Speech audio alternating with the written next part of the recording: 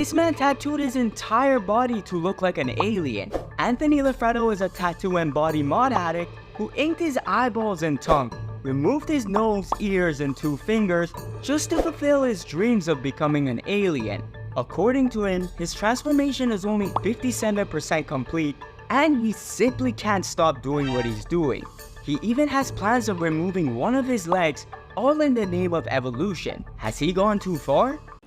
There comes a point in body modification wherein a person is so off-putting that they find it difficult to function in society. Finding work, having friends, dating, all of these become challenges because despite many people meaning well and considering themselves open-minded, there are socialized and inborn expectations of how others should look and behave. While time has broadened what is considered socially acceptable in many places, such as having tattoos and piercings, which are no longer such a barrier to employment in places like the US, there are still boundaries to what can be overlooked and accepted. After a certain point, empathy snaps, and ostracization becomes par for the course because a person eludes classification. There are a few notable examples of the extreme body modification community. One of the more recent cases is of Anthony Loffredo, also known as the Black Alien, who underwent body modifications which included finger amputation, the removal of ears and parts of the nose and lips, skull implants, the removal of parts of his dermis, the removal of his scalp, and ink injections in the outer membrane of his eyeballs, which have led him to face difficulties in everyday activities like having a beverage on the terrace or looking for a job. If he calls an Uber, the driver does not stop. He's not allowed in restaurants. He also had trouble verifying his identity to open an OnlyFans account because the app was unable to recognize his face. Like Tom Leopard, the Leopard Man, Eric Sprague, known as Lizard Man, or Rick Guinness, better known as Zombie Boy. Those who undergo these extreme modifications often monetize their appearances because they enjoy the attention, because the mods are expensive, and because there are few other employment opportunities once they commit to those looks.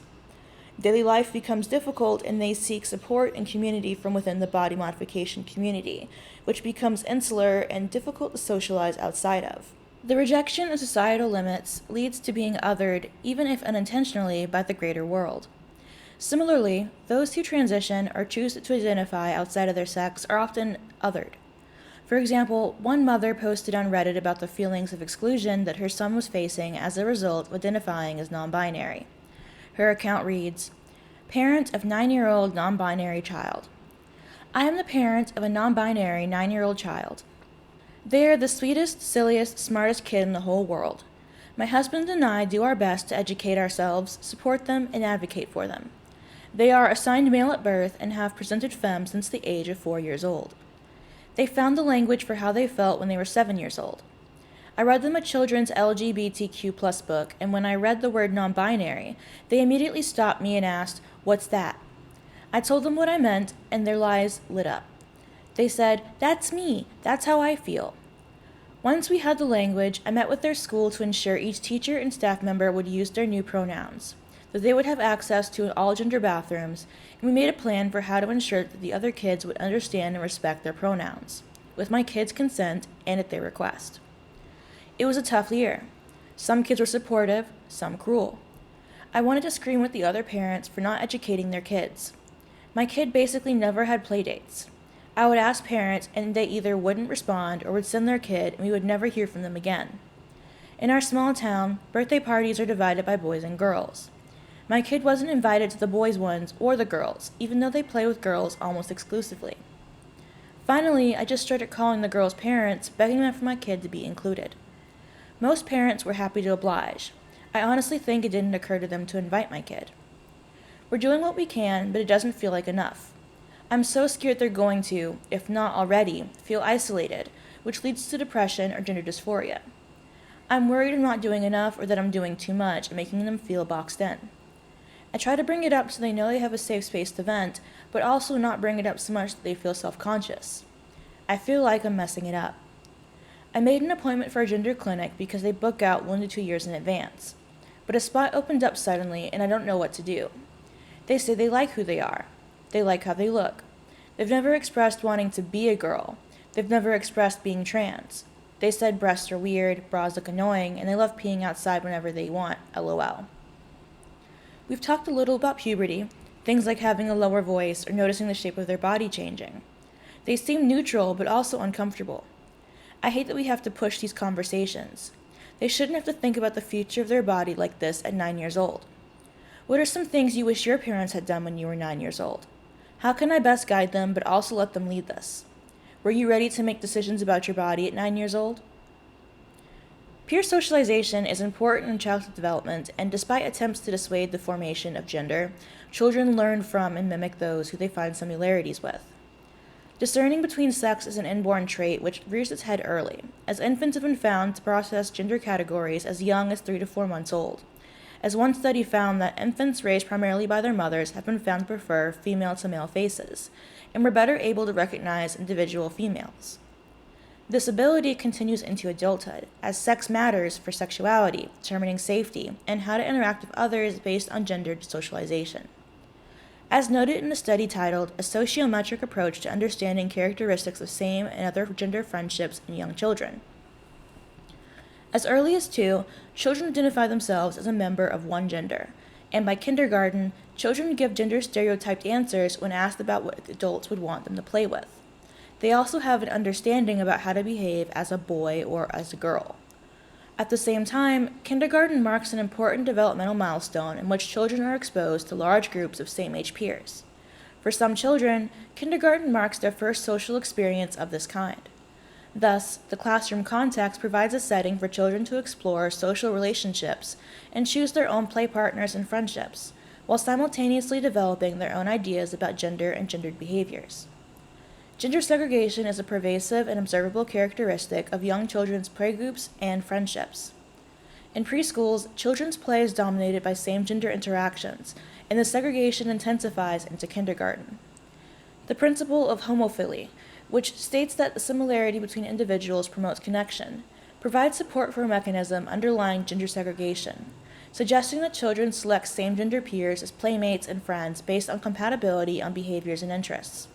Additionally, children's ability to identify their own gender category may motivate them to seek out others they perceive as similar, for example, of the same gender.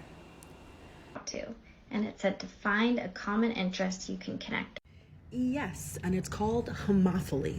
This is a sociological term that refers to our tendency to bond with people who are similar to us. But here's where I see a lot of people go wrong. In our first interaction with people, sometimes in an attempt to connect or banter, you are actually highlighting the ways in which you're different, which works against your goal of making new friends. So for example, if somebody tells you that they really love to read, you wouldn't say, "Oh, I hate reading, I'm more of a movie person." Even though that might be true, your job in the initial interaction is to focus on highlighting the ways in which you are similar. So if they say, "Oh, I love reading," then you might go to, "Oh, what's your favorite genre?" And they say, "Oh, I really like history." Then that's when you'd say, "Oh my gosh, I love history, especially history documentaries. That's my jam." So yes, you want to remain authentic, but your goal is to highlight the ways in which you are the same. That'll increase your chances of making friends. Because children are learning the difference between male and female, they often do so broadly, thus perpetuating stereotypes such as that women always have long hair or only girls wear pink. Children can also be taught to add exceptions or broaden categories, but when one opposes inclusion so greatly, it leads to othering, such as what the non-binary identified child is facing and what many other trans kids face. While one can insist on inclusion, there is no way to force authentic inclusion, because in many ways that decision is autonomous. Even when paying lip service and attempting to be inclusive, the truth is that no man views a transidentified female as a fellow man. Nobody views transidentified males as actually female, even if they say they do. Many transidentified people are aware of how surface level their inclusion is. Posts like the following are common. Do accepting cis women actually see trans women as women? It's something which has been nagging me since a long time. A lot of cis women are very accepting on the face, but I sometimes feel they don't actually believe what they say. They will use female pronouns for me, but won't treat me like the same as they treat another woman. A lot of them stare at me when I use the female restrooms. I can understand being stared at as I don't pass, but their stare kind of shows fear. Even at work, the women tend to go to each other's desk and talk, but they never come to me, even though I make a huge effort to get along with them. I also feel a lot of women are just being politically correct and repeating that trans women are women without actually meaning it. It doesn't help that Republicans have joined forces of TERFs and are talking about protecting women from trans women. I feel a lot of cis women are silently supporting this idea. Even if we look at the recent election, so many women voted red. So how much acceptance is actually there? You have to look at how they treat you versus what they say. This might be difficult if you had to deal with gaslighting growing up. Even when it comes to words, I think of words as tools, and you are using that tool to accomplish something. So what is it they are trying to accomplish? For some people, allyship is indeed a performance. Their help and support feels empty and hollow because it really is just surface level. It's why my sisters can use my name and pronouns no problem, but I am also not even considered when planning an all-girls family thing. So their support is self-serving and has little to do with my situation or needs. They just want credit without doing the homework. They just want points. They are focused on how I feel about them instead of how I feel, and that's a very self-serving mode. There are people in this world who will never accept you no matter what, even if you pass perfectly and look like a model. There are also people who will accept you no matter what, even if you are on HRT. It's very important in terms of building a support system to be able to understand the difference between someone tolerating you versus accepting you. And I don't build relationships with people who are merely tolerant. So again, look at actions, what people are trying to accomplish with their words. Are those words trying to harm or help? Are they self-serving or focused on your needs? Find the people who can value your needs. Actually seeing us as women is the real definition of accepting. Cis women who don't see us as women are not accepting, nor should they be considered allies. It might be hard, but it's worth finding friends and family who actually see you for who you are versus those who are merely pretending. Others complain at having lost access to their sex community, such as when trans-identified females are grouped with men or are spoken over regarding their experiences with misogyny. This can also be seen in one of the common rebuttals to the importance of single-sex spaces. What about the trans men who pass? You're also saying that you think that someone that looks like me, belongs in the women's restrooms. You don't want trans women in there with you, or with your sister, your daughter, whatever, but you want them to leave the stall, come out and see me standing there. Okay, I just want to make it very clear that what you're scared of is not actually trans women. What you're scared of is cis men pretending to be women to get access to women's bathrooms. And that's not on trans women. Because again, that wouldn't be a trans woman. That would be a man pretending to be a woman. And that's not what it means to be trans. Even though I realize that that's probably how you view things if you're feeling hit by this. I just don't think that punishing trans people is the way to go when the issue is not really trans people, it's cis men. Well, they chose to other themselves via hormone use and surgeries that have the intent of allowing them to pass as male. As a result, they may be viewed as male by other women, and their comfort is not as important as that of women as a class. Their decision to other themselves means making sacrifices to ensure the safety and comfort of other women, such as only using single-stall bathrooms or having to wait to use the bathroom at home. Although they are female and thus still at risk of sexual assault in bathrooms, the burden of choosing the transition does not fall on other women to accommodate them. Additionally, trans-identified females are only really brought up to be used as a defense against the need for single-sex bathrooms, wherein it is acknowledged that forcing trans-identified females into using women's spaces will be distressing, illustrating that being viewed as male in a female space will be an issue for other women, and yet, those same people refuse to acknowledge that males who identify as women will continue to be read as male as well, and similarly cause distress.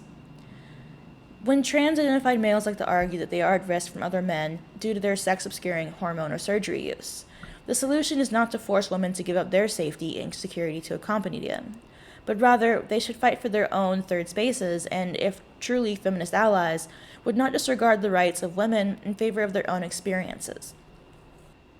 This, dear viewers, is where we part. I saw this discussion come up on Over It, and I wanted to cover it to an extent because I think it's important to point out that it is a choice to transition.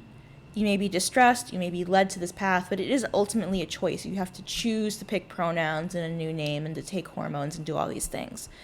And when you make those choices, you have made a choice that separates you from other people.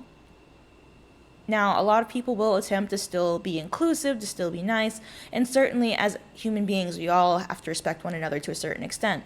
But when you make that choice to transition, you do have some sacrifices to make, and you chose that willingly. So if you're a trans-identified female and you've got the full face of facial hair and you've got decent passing, well, yeah, you can't use the women's bathroom anymore because you are read as male, and that will cause distress to other women.